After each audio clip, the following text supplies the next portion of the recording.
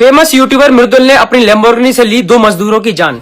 नोएडा में famous YouTuber मृदुल ने अपनी लैम्बोर्गिनी से ली 2 मजदूरों की जान। नोएडा में लैम्बोर्गिनी का कहर। मृदुल ने अपनी लैम्बोर्गिनी से फुटपाथ पर सो रहे 2 कर्मचारियों को कुचल डाला, रौंद डाला और जिसमें उनकी जान चली गई।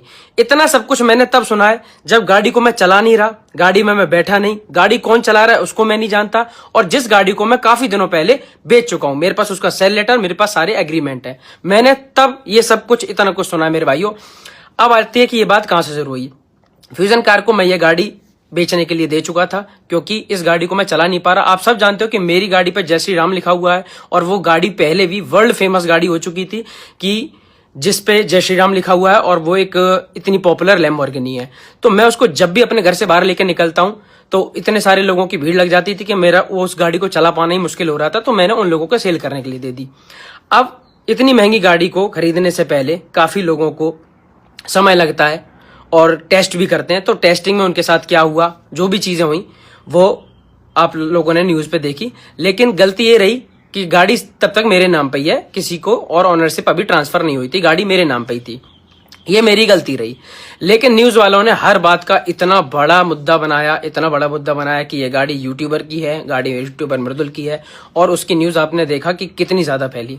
मैं बहुत दुखी हूं इस बात से कि उस गाड़ी से चाहे छोटा एक्सीडेंट हुआ हो चाहे बड़ा एक्सीडेंट हुआ हो, लेकिन इस बात से ज्यादा परेशान हूं कि जो चीज हुई है उसको इतना ज्यादा बड़ा चला कर दिखाना कि 3 लोगों की जान चली गई है, उसमें 2 मजदूरों के पैर में चोट आई है, एक का पैर टूट गया है, और जिसकी वजह से हमारे फ्यूजन कार ने और सारे लोगों ने उनकी बड़ी हेल्प करी, सारी चीज उनके हॉस्पिटल का सारा खर्चा उठाया, सारी चीजें कवर करने के लिए हम तैयार थे अपने आप से ही, व्यक्तिगत तौर पे ही।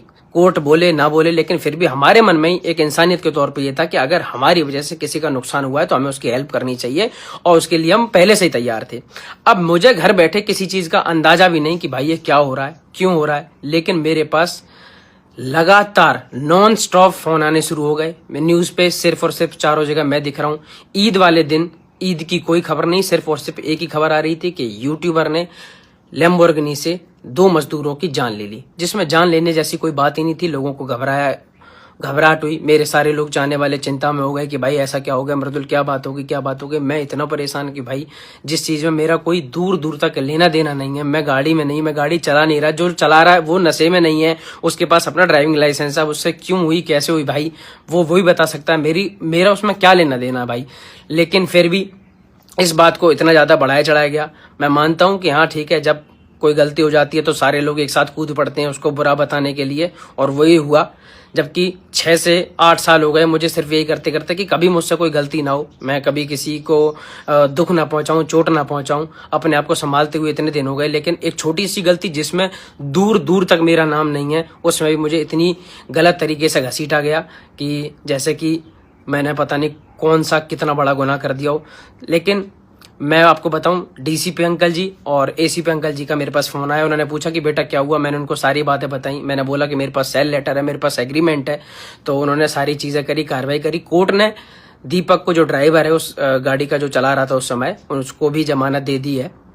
और लेकिन बस बुरा सिर्फ ये लगा कि यार एक बार सोचा तो करो कि यार किस चीज को आप कितने बड़े तरीके से दिखा रहे हो, किसी का परिवार, किसी के रिश्तेदार, किसी के चाहने वाले लोगों पे कितना ज्यादा इफेक्ट पड़ेगा। लेकिन कुछ व्यूज के चक्कर में और कुछ चैनलों ने अपनी टीआरपी बढ़ाने के लिए, क्योंकि उन सारी वीडियोस पे 8 से 10 मिलियन व्यूज आ रहे थे, तो उन चक्करों में 24 घंटे सिर्फ एक ही पोस्टिंग हो रही थी कि मृदुल ने ऐसा करा, मृदुल ने ऐसा करा। और भाई आप सब जानते हो कि मैं तो यार कितने दिनों से अपने इंस्टाग्राम पे कुछ भी गाड़ी से रिलेटेड कुछ पोस्ट भी नहीं किया, क्योंकि गाड़ी मेरे पास थी नहीं भाई, आप सब जानते हो। लेकिन अब सिर्फ बात यह आती है कि इन दिनों में बहुत ज़्यादा लोगों को बुरा लगा, जिनको बुरा लगा हो मैं उनसे माफ़ी मांगना चाहता हूं। लेकिन अब धीरे धीरे उन सबको भी समझ में आ रही है कि उनके भाई ने, मृदुल ने ऐसी कोई भी गलती नहीं करी। मैं आप सबको सच बताऊं तो हम किसी भी हाईवे पे जब जाते हैं ना तेज, तो गाड़ी में आगे चल के मच्छर टकरा जाता है। मैंने कई इंटरव्यू में एक बार बोला हुआ है कि मैंने उस गाड़ी से कभी बदतमीजी तक नहीं करी, गाड़ी को तेज तक नहीं चलाया, सिर्फ इसी वजह से जिससे गाड़ी की इमेज खराब ना हो। उस पर जय श्री राम लिखा हुआ है, तो लोग ये ना बोले कि देखो गाड़ी कितनी तेज लफंडर हैं, गाड़ी को कितनी तेज भगा रहे हैं या फिर ऐसी बदतमीजी कर रहे हैं। मैंने हमेशा गाड़ी को इतने प्यार से रखा, बल्कि गाड़ी को भी इतनी तेज भी नहीं चलाया कि जो बहुत तेज चलाने पे जो मच्छर टकरावे ना वे भी कभी टकराए हो।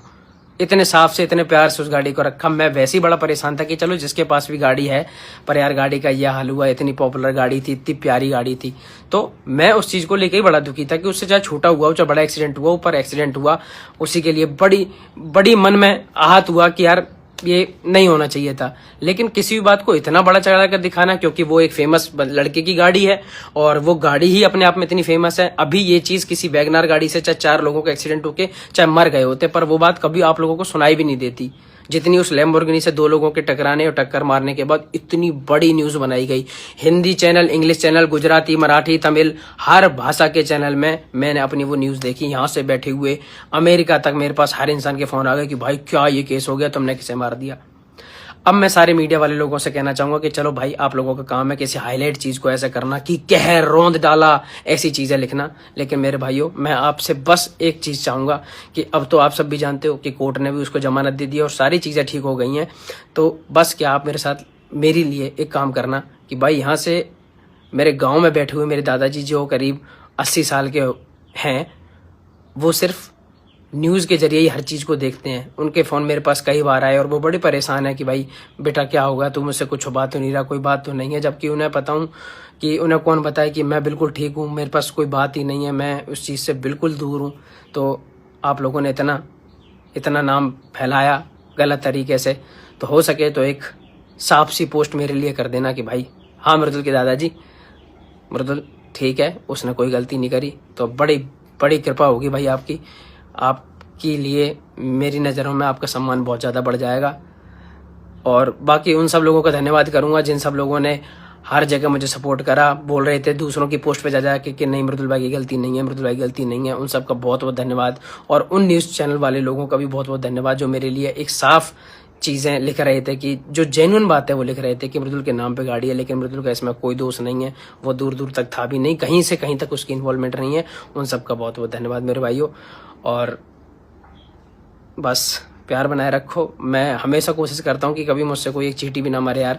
मुझे तो घर वालों ने हमेशा सिखाया था कि नहीं, चींटी भी मार रहे हो तो दुख होता है, तो माफ़ करना भाई मेरे से। अगर आपको लगता है कि मेरे से तब भी कोई गलती हुई है तो भाई माफ़ करना, बाकी गलत चीज़ें ना फैलाओ। बहुत बहुत धन्यवाद। जय श्री राम।